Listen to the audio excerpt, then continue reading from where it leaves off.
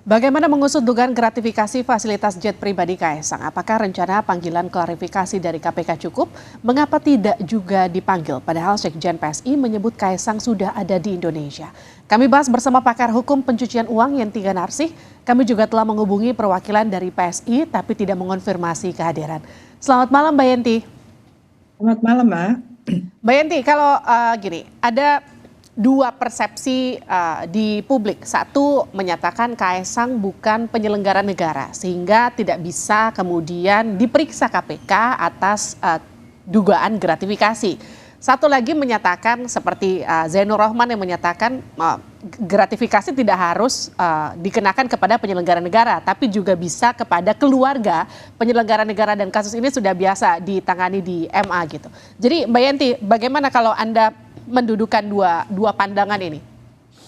Begini, kalau kita bicara gratifikasi, lihat undang-undangnya memang gratifikasi itu, hadiah itu diberikan kepada penyelenggara negara dan pejabat publik. Itu memang aturannya begitu ya.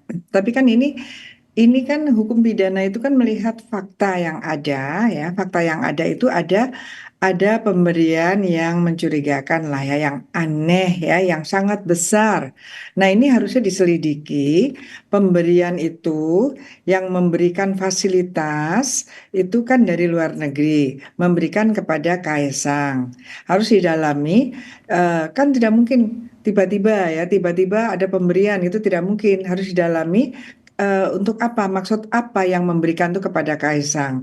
Kalau yang namanya gratifikasi itu kan ya itu tadi saya yang tadi disampaikan Mas Zainur mungkin gini ya, ada putusan itu kalau lewat menggunakan undang-undang gratifikasi memang pelakunya hanya pejabat negara atau pejabat publik. Pejabat negara diperluas sampai mana, pejabat publik juga tidak hanya ASN dan sebagainya sesuai undang-undangnya. Tapi ini adalah yang diberikan ini ada nggak didalami, ada tidak hubungannya, dia punya hubungan dengan penyelenggara negara apa tidak, orang-orang terdekatnya. Karena ini kan modus ya. Kita harus melihat jangan-jangan ini modus. Kemungkinan ini modus sebetulnya akan memberikan kepada penyelenggara negara itu untuk mengharapkan dapat sesuatu atau sudah dapat sesuatu sebagai ucapan terima kasih. Ini justru yang harus didalami karena yang menerima sekarang ini, yang menerima hadiah ini baru masih hadiah ya kan? Hadiah dalam hal biasa aja, hadiah. Kalau dalam kalau dalam Undang-Undang Tindak Pidana Korupsi, hadiah ini adalah namanya gratifikasi. Kemudian diperkuat, gratifikasi itu adalah suap. Itu sama dengan suap, itu walaupun pasalnya berbeda. Jadi ini tidak bisa dianggap hadiah biasa karena yang diberikan ini orang yang tidak biasa juga yang mempunyai hubungan dekat dengan penyelenggara negara, apakah itu kakak iparnya ataukah ayahnya gitu ya. Nah, itu yang harus didalami. Kan kalau gratifikasi itu, kalau hadiah biasa, gratifikasi itu adalah memberikan kepada seseorang dan pemberian itu akan berkaitan dengan penyelenggara negara tersebut yang di kemudian hari atau setelahnya akan mendapatkan sesuatu. Jadi pemberian yang akan ada pamrih, akan diteruskan. Kalau suap itu pada umumnya diberikan dulu, kemudian dia mendapatkan sesuatu dari pejabat itu atau orang-orang tertentu. Ya sekarang kan penyuapan sudah masuk undang-undang korupsi. Berarti dari orang-orang yang bisa memberikan memberikan sesuatu yang melanggar aturan gitu ya, melanggar aturan tapi diberikan karena mendapatkan pemberian yang namanya suap ya. Jadi suap dan gratifikasi sebenarnya sama aja karena undang-undang mengatakan pemberian gratifikasi adalah suap. Oke. Suap juga ada pasalnya gitu. Jadi ini harus didalami betul. Didalami, tapi ya kita nggak bisa kalau hanya mengatakan bahwa Kaisang bukan pejabat negara atau selesai, ya nggak bisa begitulah. Harus didalami. Nggak mungkin kan ngasih ke Kaisang begitu saja kalau Pak Kaisang ini bukan siapa-siapa gitu. Nah gini Mbak Yenti, kalau dalam kasus gratifikasi seberapa penting kesaksian Kaisang ini dalam kasus ini? Apakah kemudian KPK bukankah bisa masuk lewat pemeriksaan transaksi keuangan begitu, follow the money seperti yang Anda sering katakan, bekerja sama dengan PPATK, ketika Kaisang tak kunjung bisa diperiksa seperti sekarang?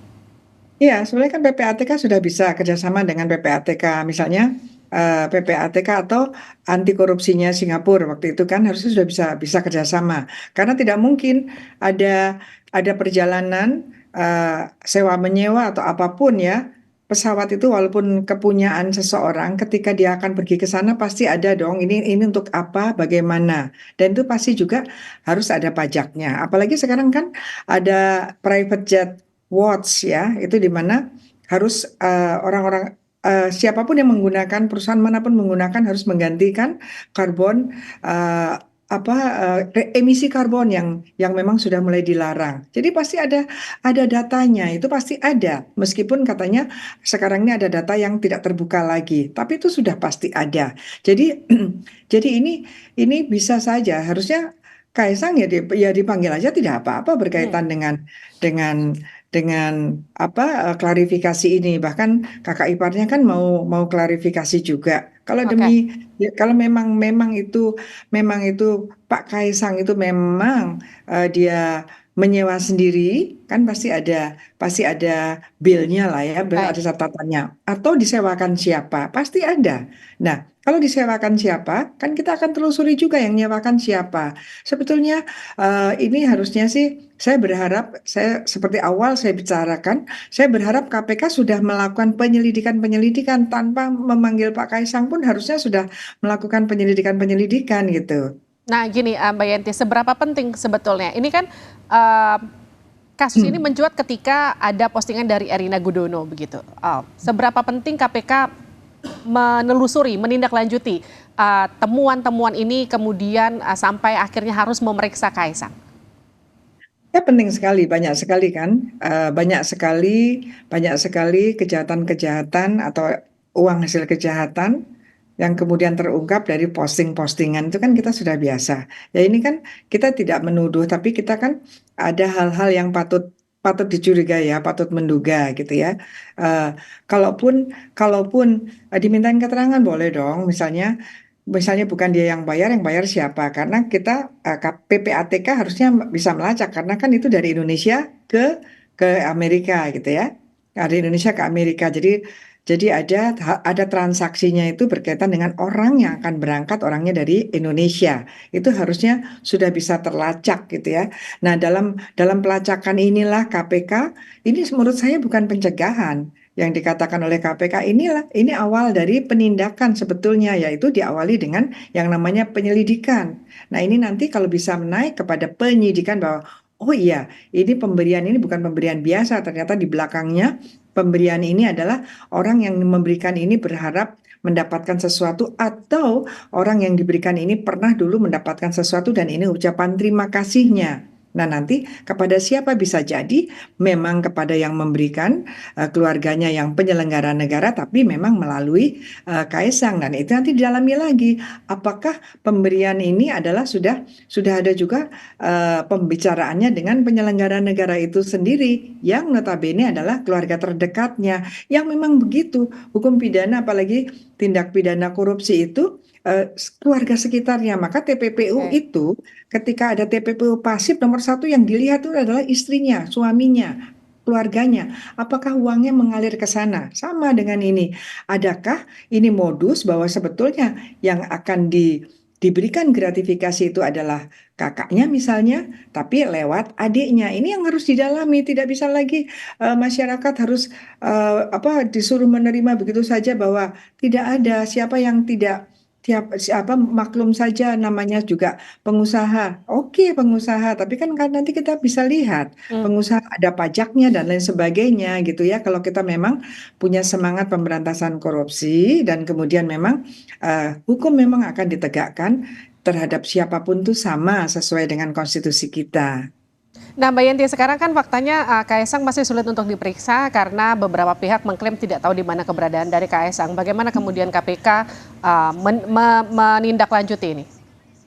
Ya, nggak mungkin lah di era seperti ini kok tidak diketahui keberadaannya, padahal itu juga bukan Baik, bukan nothing ya, itu orang penting lah di Indonesia oke. gitu ya, Jadi menjawab artinya aja. sebetulnya kalau mau gampang ya Mbak Yenti ya? Iya, dan itu Siap. jawaban yang tidak diketahui keberadaannya itu kan aneh gitu ya. Itu Baik. jawaban yang sebaiknya tidak Oke. tidak seperti Terim- itu gitu. Terima kasih Mbak Yenti sudah bergabung bersama kami di Sapa Indonesia Malam. Sehat-sehat selalu. Terima kasih.